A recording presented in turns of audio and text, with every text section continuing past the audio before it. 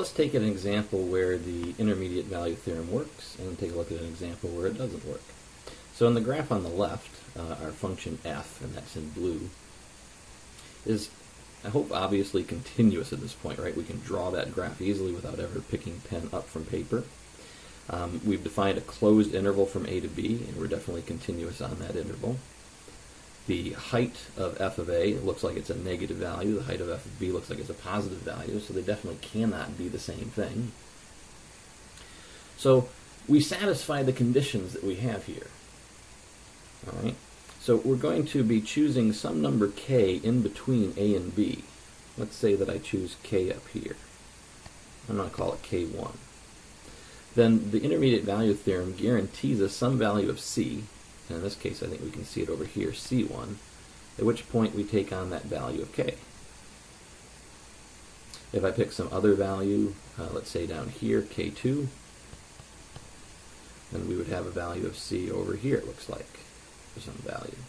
We'll call that c2. If we pick a value of k in between those two values of k, we might get a point where we pick up lots of different values of c.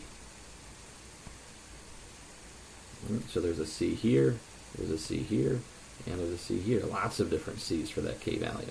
But it's the fact that we have a continuous function that guarantees us this. The fact that it's continuous says that the function has to take on every value between f of a and f of b. That is, every k value that we could choose between f of a and f of b has to be a y value somewhere on the graph of the function at least one point. If we look at the graph we have on the right, here's a function where we don't have that continuity. We still have a closed interval from a to b. Our endpoints, a and g of a and b g of b, are definitely different y values, one negative, one positive, the way this picture is drawn. But if I pick, let's say, a k value right here, the function never takes on a y value there. That k value never intersects our function at all. So we're never going to be able to find a c. That's why we have to have continuity. An intermediate value theorem is a direct result of the idea of continuity. We need the two endpoints to have different y values so that we can actually pick a k between them. That's the reason that we choose those to be different. Otherwise, you have g of a is equal to g of b, and that's the only k that you can possibly choose.